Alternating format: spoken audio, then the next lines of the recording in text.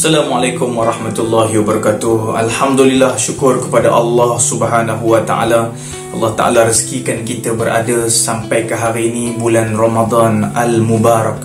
Betapa beruntungnya orang yang boleh sampai umurnya ke bulan yang mulia ini. Kata Nabi Muhammad sallallahu alaihi wasallam, "U'tiyat ummati khamsa khisalin fi Ramadan lam ta'tahunna ummatun minal umami qablaha." Nabi Muhammad sallallahu alaihi wasallam menyebutkan bahawa diberikan kepada umatku keistimewaan sebanyak 5 keistimewaan, yang keistimewaan ini tidak dapat pada umat-umat sebelum umat Nabi Muhammad sallallahu alaihi wasallam. Yang pertama, kata Nabi Muhammad sallallahu alaihi wasallam, khulufu famis saimi atyabu indallah min rihil misik. Yang pertama, orang yang dapat duduk dalam bulan Ramadan di kalangan umat Nabi Muhammad sallallahu alaihi wasallam, mulutnya lebih wangi di sisi Allah Subhanahu wa taala, atyabu indallah min rihil misik, daripada wangi-wangian. Allahu akbar. Nampak tak tuan-tuan bagaimana Allah Subhanahu wa taala memuliakan kita? Walaupun busuk mulut kita, tetapi kerana kita melakukan ketaatan pada Allah, maka di sisi Allah itu lebih baik dan lebih mulia. Itu yang pertama. Yang kedua, kata Nabi Muhammad sallallahu alaihi wasallam, wa tastaghfiru al malaikatu hatta yuftiru. Malaikat yang tidak ada dosa, al-malaikatu, minta ampun untuk orang-orang yang berpuasa di dalam bulan Ramadan hatta yuftiru, sehinggalah mereka berbuka. Maka inilah hadiah yang diberikan kepada orang yang berpuasa, iaitu mereka diampunkan oleh Allah Subhanahu wa taala, sehingga malaikat yang tak ada dosa pun mohon ampun untuk mereka.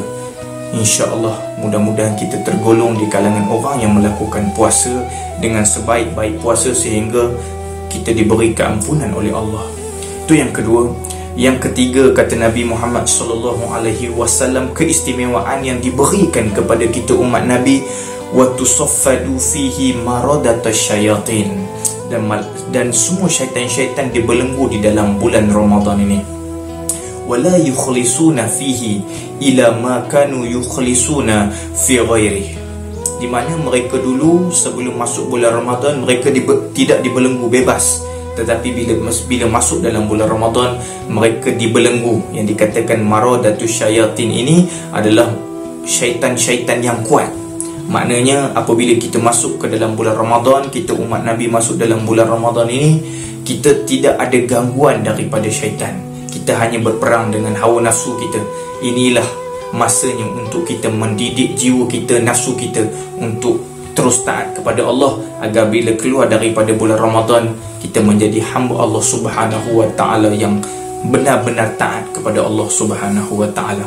Itu yang ketiga. Dan kata Nabi Muhammad sallallahu alaihi wasallam, yang keempat bagi mereka yang dapat masuk ke dalam bulan Ramadan, keistimewaan yang keempat, wa yuzayyinullahu lahum kulla yaumin jannatah, dan setiap hari Allah Subhanahu wa taala memperindahkan syurga. Di dalam bulan Ramadan ni Allah Taala memperindahkan syurga. Summa yaqul, lalu Allah Subhanahu wa taala berfirman, kata Allah, yushiku ibadi as-saimuna ayyulqu anhum al-ma'unata wal aza wa yasiruna ilaika. Firman Allah Subhanahu wa taala, para hambaku yang melakukan puasa hampir menemukan hasil, al-ma'unata, hampir menemukan hasil, wal aza, dan jerih payahnya akan berakhir, wa yasiruna ilaika, dan mereka sangat hampir dengan syurga Allah Subhanahu wa taala. Apa maksudnya?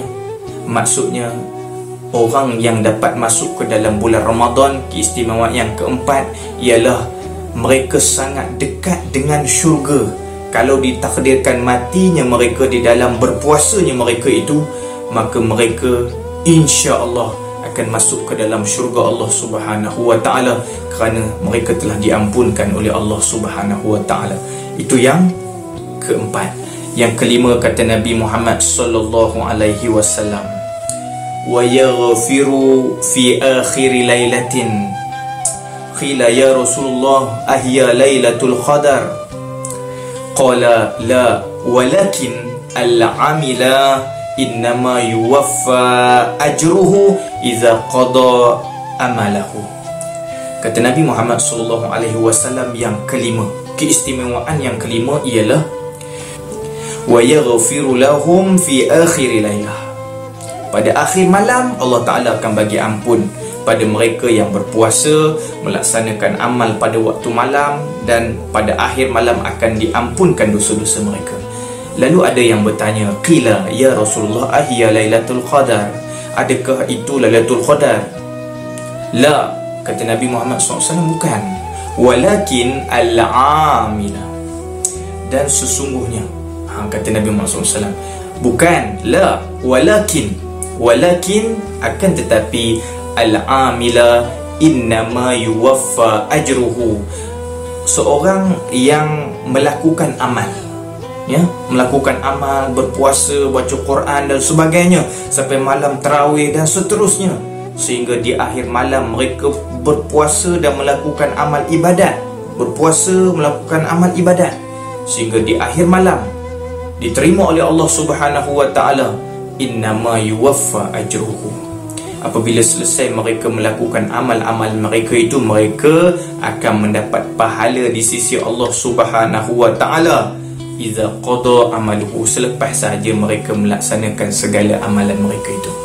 Maknanya yang kelima ni keistimewaan yang diberikan kepada umat Nabi Muhammad SAW. Setiap malam apabila kita mulakan siang kita dengan puasa, kemudian dalam puasa itu kita melakukan amal ibadat yang banyak di sisi Allah, tak cukup siang, malam kita tarawih, kita baca Quran, kita qiyam lagi, solat tahajud dan sebagainya, di akhir malam itu Allah Ta'ala akan memberikan keampunan kepada kita sebagai balasan amal yang kita buat. Inilah 5 perkara yang diberikan kepada umat Nabi Muhammad sallallahu alaihi wasallam. Maka beruntunglah kita tuan-tuan, beruntunglah kita adik-adik, kita berada di dalam bulan Ramadan sekarang. Maka kita kejarlah amal ibadat kita ini agar kita menjadi salah seorang yang disebutkan oleh Nabi Muhammad sallallahu alaihi wasallam, innalillahi utaqa. Sesungguhnya bagi Allah Subhanahu wa taala itu ada orang-orang yang Allah Taala akan keluarkan mereka daripada neraka.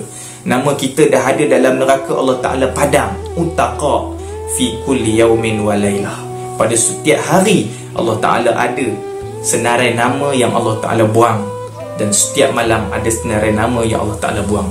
Mudah-mudahan kita tergolong di kalangan orang yang Allah Ta'ala buang nama kita daripada neraka Allah Subhanahu wa Ta'ala, dan kita dimasukkan ke dalam syurga Allah Subhanahu wa Ta'ala, insyaAllah. Amin ya Rabbal Alamin.